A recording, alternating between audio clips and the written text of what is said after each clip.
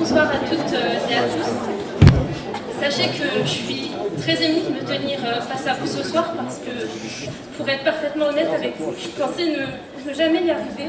Je pensais devoir abandonner, je pensais devoir renoncer parce que, il y a 3 ans, mon histoire scolaire a failli s'arrêter. Il y a 3 ans, j'étais à la recherche d'une licence et comme bon nombre de mes camarades, j'ai envoyé des candidatures à plusieurs écoles. Mais j'ai été confrontée à des refus. Des refus et encore des refus. 10 candidatures, 10 fins de non-recevoir. Je me suis alors interrogée. Était-ce ma photo qui effrayait? Visiblement, oui. Car j'avais de bons résultats, voire de très bons résultats. Des appréciations qui étaient, somme toute, très convenables. Et mon dossier était meilleur que certains de mes camarades qui, eux, étaient acceptés lorsque moi, j'étais rejetée. J'ai compris plus tard que mon tort, c'était ce bout de tissu, ce voile qui orne mon visage et qui fait l'objet de 1001 fantasmes. Je n'avais pas la parade des gens de la com, des fils de pub, et je faisais même honte à la profession, à tel point que le recruteur d'une célèbre agence, qui est située d'ailleurs sur la rue des Champs-Élysées, m'a un jour conseillé, alors que j'étais en entretien pour un stage, de tout arrêter. Il m'a dit qu'il fallait mieux que je me réoriente et que je songe à une reconversion professionnelle parce que, je cite, un transsexuel avait plus de chances de réussite que moi. Ce serait mentir que de dire qu'après ces multitudes de refus, je n'ai pas été affectée. Je vous avoue que j'ai eu mal, j'ai eu très mal. J'ai même songé à tout abandonner, à suivre le conseil de ce monsieur, mais je ne l'ai pas fait finalement. Et vous savez pourquoi? Eh bien tout simplement parce que l'envie de voir mon rêve se réaliser, l'envie de faire un métier qui me plaît était plus forte que tout. J'aimais l'école, j'aimais la com, j'aimais la pub et je ne voyais pas faire autre chose de ma vie. Beaucoup rêvent de choses folles. Moi, je rêvais simplement d'intégrer une agence de com. Je sais que c'est une chose très simple pour la quasi-totalité des personnes qui composent cette salle, de trouver un stage en agence, mais pour moi c'était un parcours du combattant. C'était un combat, mon combat contre les discriminations et contre les préjugés. Je dois vous avouer que finalement, je n'ai pas réussi à réaliser mon rêve, je n'ai pas réussi à intégrer une agence. Il faut croire que les préjugés, on la dent dure, mais j'ai réalisé un autre rêve autrement plus grand, autrement plus beau, autrement plus fort, puisque j'ai créé ma propre agence de communication digitale et je suis aujourd'hui une porte-parole.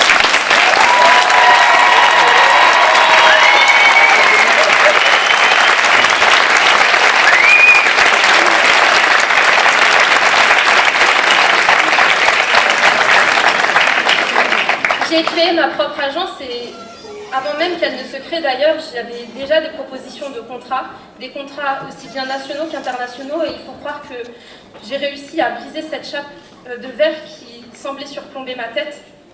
Au final, j'y suis arrivée.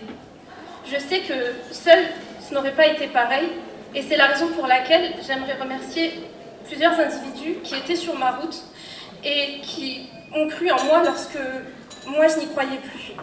Tout d'abord, j'aimerais remercier l'ECS, parce que l'ECS fait partie de ces rares écoles qui m'ont fait oublier ce voile, parce que c'est une part de mon identité, mais après tout, ce n'est pas tout. Donc j'aimerais remercier cet établissement, les membres qui le composent, et en particulier M. Colleux, qui m'a accompagnée dans ma recherche de stage et qui a vraiment été présent. J'aimerais également remercier mes professeurs. Certains d'entre eux m'ont marqué plus que tout, et m'ont inculqué l'amour de la communication et pour ça, j'aimerais leur dédier un message personnel. J'aimerais également remercier mes camarades qui sont des êtres vraiment exceptionnels. Je sais que je vous dois des macarons, mais... oui, des macoutes apparemment. Je vous les promets lors de la cérémonie d'ouverture de mon agence. J'aimerais en particulier remercier Elodie qui a été un soutien de taille et qui est l'une de mes camarades de classe. J'aimerais également remercier mon patron, enfin mon ancien patron, Monsieur Djedik, qui a été mon premier client alors même que mon agence n'était pas encore créée puisque c'est lui qui m'a poussé à entreprendre et c'est lui qui m'a fait confiance alors même que personne, en tout cas beaucoup ne croyaient pas en moi. Et j'ai une pensée émue et très particulière pour mes parents qui se sont sacrifiés pour que je puisse profiter d'une éducation qui soit la plus belle des éducations, qui ont tout sacrifié pour que je puisse aller à l'école, qui m'ont inculqué des valeurs de respect, de tolérance, des valeurs qui sont si fondamentales comme a pu nous le rappeler tout à l'heure M. Séguéla.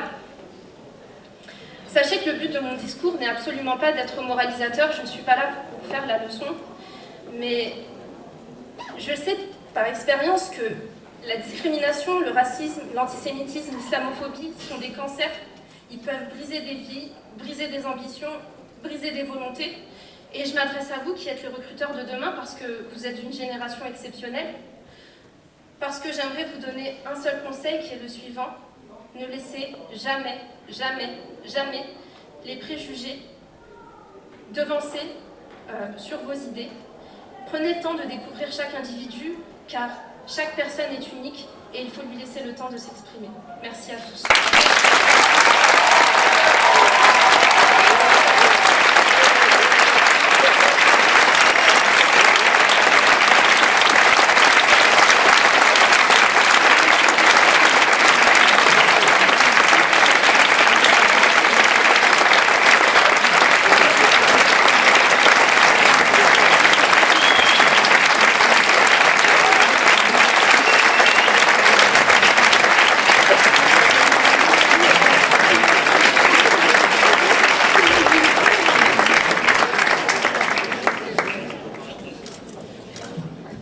Bravo pour ton courage.